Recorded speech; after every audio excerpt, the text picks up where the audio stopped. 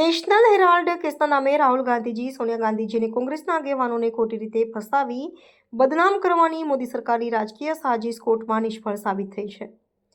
સત્તાના દુરુપયોગથી સત્યને દબાવવાનો પ્રયાસ થયો, પરંતુ ન્યાયની કચેરીએ સ્પષ્ટ કરી દીધું કે સત્યને કેટલાય કેસોથી પણ કેદ કરી શકાતું નથી. કોર્ટ દ્વારા સોનિયા ગાંધીજી અને રાહુલ ગાંધીજીને મળેલી રાહત માત્ર કોંગ્રેસની નહીં, પરંતુ લોકશાહી અને સંવિધાનની જીત છે. અન્યાય, બદનામી અને બદલો લેવાની રાજનીતિના વિરોધમાં ગીર સોમનાથ જિલ્લા કોંગ્રેસ દ્વારા ભાજપ સરકાર વિરુદ્ધ વિરોધ પ્રદર્શન કરવામાં આવ્યું. ઈડી, સીબીઆઈના ડરથી નહીં, સત્ય અને સંઘર્ષથી દેશ ચાલે છે. કોંગ્રેસ અન્યાય સામે અવાજ ઉઠાવતી રહેશે, રસ્તા પર પણ અને કોર્ટમાં પણ. Reporter Krishna Solanki, Diu mirror news, Una. Pujabhai Vansh, પૂર્વ ધારાસભ્ય ઉના.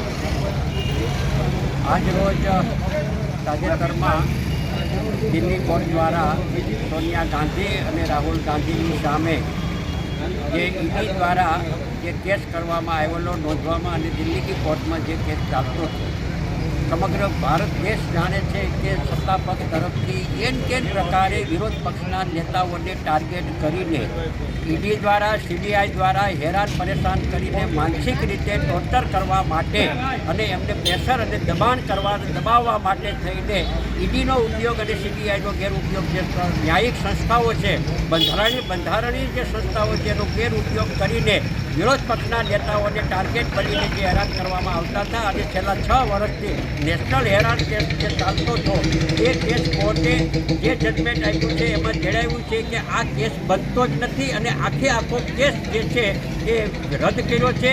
અને ઈડીને મોટી ન્યાયપાલિકાએ લપડાક આપી છે. ભારત સરકારને, કેન્દ્ર સરકારને પણ મોટી લપડાપ આપી છે. અને એના અનુસંધાને એના વિરોધમાં સત્યમેવ જયતે, હંમેશા સત્યનો વિજય થાય છે. અને આ કેસની અંદર પણ સત્યનો વિજય થયો છે અને બંધારણીય સંસ્થાઓનો જે દુરુપયોગ થયો છે એ પ્રસ્થાપિત થઈ ગયું છે. એના વિરોધમાં આજે ગીર સોમનાથ જિલ્લા કોંગ્રેસ પરિવાર દ્વારા સૂત્રોચ્ચાર સાથે, સત્યમેવ જયના સૂત્રોચ્ચાર સાથે ભાજપના કાર્યાલય પાસે જઈ અને સત્યનો વિજય થયો છે એ સૂત્રોચ્ચાર અને નારા સાથે અમે ત્યાં વિરોધ પ્રદર્શન કરવા માટે ગયેલા. અમને ત્યાં સુધી પહોંચવા ન દીધા. ગીર સોમનાથ જિલ્લા પોલીસ દ્વારા અમારી ધરપકડ કરી આજ વેરાવળ સિટી પોલીસ સ્ટેશનની અંદર કોંગ્રેસના આગેવાનોને લઈ આવ્યા છે. પણ લોકશાહીની અંદર સત્યનો જ વિજય થવાનો છે.